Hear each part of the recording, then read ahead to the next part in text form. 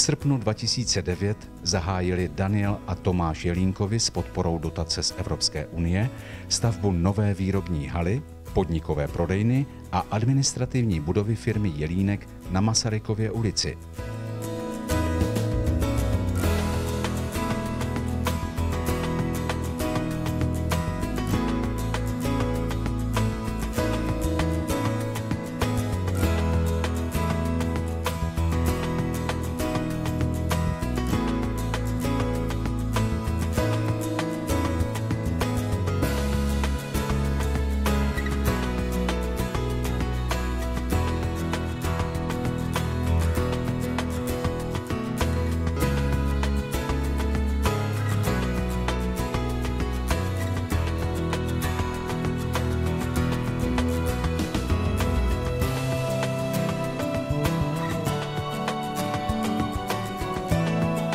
Za účasti představitelů města, obchodních partnerů a dalších významných hostů byla tato provozovna slavnostně otevřena dne 28. června 2010.